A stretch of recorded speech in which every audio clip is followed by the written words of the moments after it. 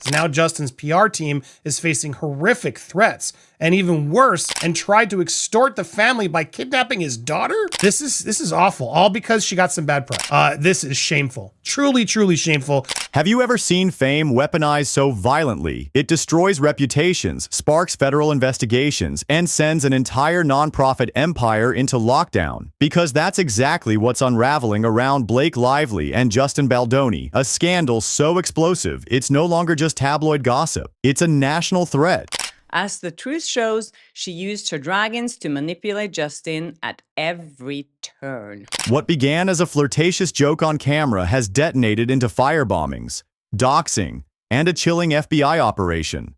From red carpet charm to real-life criminal chaos, this story has morphed into something darker than any Hollywood thriller. We've now taken this point where now her crazed fans of Ryan and Blake are out there trying to extort and harm people and do this horrific stuff. It's crazy. Behind the Instagram filters, Met Gala gowns, and millions of adoring fans lies a toxic cult of influence, where silence can be deadly and celebrity power shields the unthinkable. Welcome to Snoop Scoop. It all started with a flirt, not an affair, not a scandal. Just one offhand comment from Justin Baldoni to Blake Lively during a lighthearted interview. Maybe it was awkward, maybe it crossed a line, but nobody could have predicted the storm it would unleash. Blake was the one who brought her high-profile friends into the situation without concern for their own personal or public backlash. This is insane. This is insane what this is now all caused. All because he called you sexy? All because of the dumbest stuff on earth?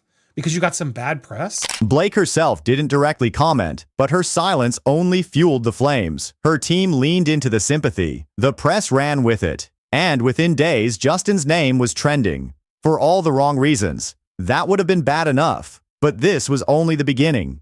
A week later, Justin's business partner, billionaire philanthropist Steve Sowitz, had his home intentionally set on fire. A flaming garbage bin filled with fuel was placed right against the walls of his gated mansion in California. You are literally one of the evilest people in the world, terroristically. Your Blake Lively campaign is on par with something you expect from, my idiot. The blaze didn't spread, but it was massive enough to trigger emergency services and damage property. Surveillance cameras caught a hooded man walking away from the scene holding what looked like a disposable phone and a gas can. It wasn't random. It was personal. And it was a message. Hours later, the message arrived loud and clear. Steve's wife received a horrifying text.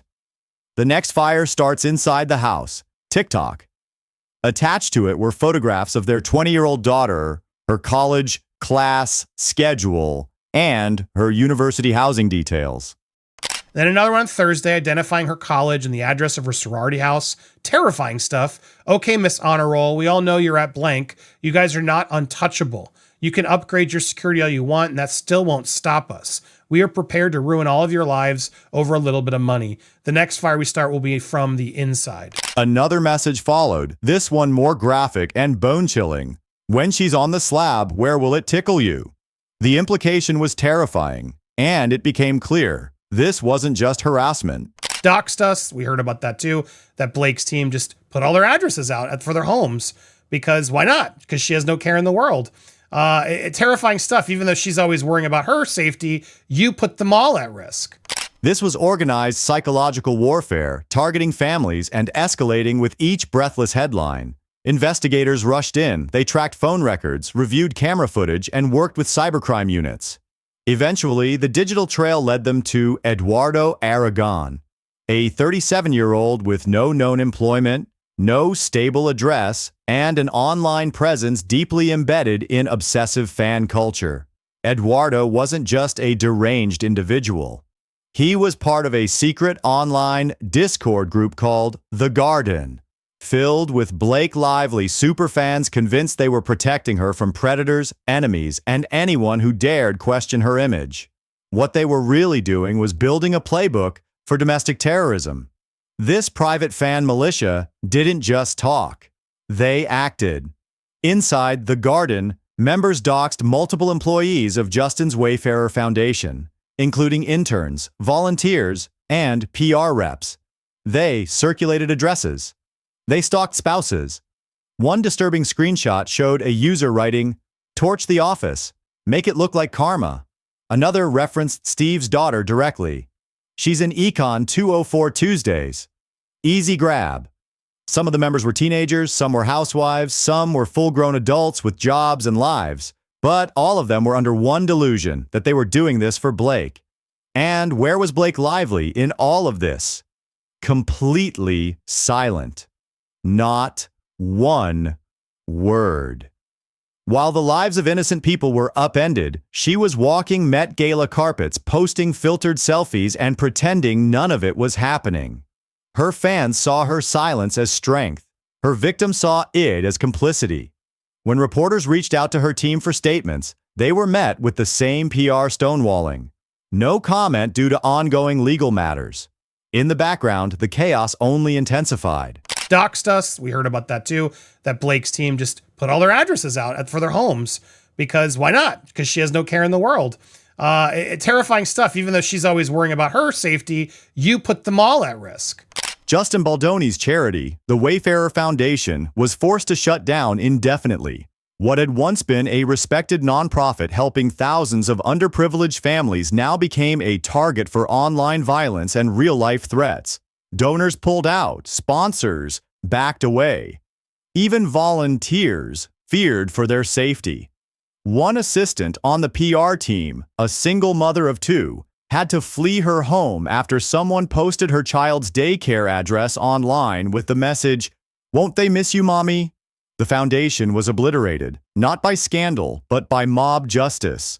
The story took an even darker turn when a redacted court document, leaked accidentally, contained unblurred addresses and contact info for several Wayfarer employees. Within hours, that information was circulating across TikTok, Reddit, and Discord. Investigators believe it was this leak that led directly to the firebombing. Whether it was a careless legal mistake or something more sinister, the damage was done. And while the staff went into hiding, Blake's legal team claimed it was simply an unfortunate oversight. This is horrible, horrible stuff. And that's the guy in question. This is Steve and his wife. I mean, what a scumbag. What a despicable, clearly unwell. This is just awful. And it's just the beginning of the iceberg. It's the tip of the iceberg of all this stuff. By now, the FBI had joined the investigation. The second threat to Steve's daughter involved interstate communication, making it a federal crime. Eduardo was arrested, and under interrogation, he revealed that Blake's truth was sacred and that he was tired of men walking free. His laptop showed chat logs from The Garden, Google Earth searches of victim homes, and links to encrypted messaging servers. It wasn't just a fan club, it was a digital cult masquerading as activism. The message said, "We can do this the easy way and nobody has to know. All you guys have to do is drop off the money at a public location and disappear. Simple as that. If you'd like to go against us." Even more disturbing was Eduardo's belief that Blake knew what they were doing. He claimed she'd liked cryptic fan posts during the height of the harassment and that she blessed the movement by staying silent. While these are delusions from a criminal, it does raise an unsettling question. When you have millions of followers, can silence be considered encouragement? To date, Justin Baldoni has not been charged with any misconduct. The entire crusade against him began with gossip, spun into narrative, and exploded into violence. And yet, his reputation lies in ruins. He's lost sponsors, he's lost projects, and worst of all, he's lost the ability to safely continue his philanthropic work. All of it because of a flirt, a tweet, and a fandom that refused to stop. This is the only hope that Stu is treat you like scum, flesh-eating, vile creature that you are and cancel you. This person should be ashamed of themselves. This isn't just a cautionary tale about fame. It's about how easily celebrity influence can be weaponized. One comment turned into an industry-wide manhunt. One pause in the spotlight turned a charity into a battlefield. And while Blake smiles for magazine covers, the people caught in the wake of her fans' rage are left picking up the shattered pieces of their lives. Can you imagine how terrifying that would be? And if this kind of stuff was happening to Blake, we would definitely be hearing it. Jetting off to all these premieres, autographs, interviews, everything seems to be applauded and she's all fine. Meanwhile, where's Justin? Where's the family? Oh, they're somewhere off, and they're all getting threats. They're having to shut everything down, all because she got some bad press. All the goodwill that Wayfair had done, I would argue more than Blake and Ryan have done, it's now shut down because they have to defend their livelihoods, their names, everything about them, because you've called them the horrible names that are completely false. This is shameful. Truly, truly shameful. She used her dragons to manipulate Justin at every turn. How many more innocent people have to suffer before someone speaks up? When does a publicist's mistake become criminal negligence? And when does a celebrity's silence become part of the violence? Because, let's be very clear, this wasn't a feud. This was an organized act of terror, born on fan forums, fueled by silence, and aimed at complete annihilation. And whether Blake Lively meant for it to happen or not, it happened under her name.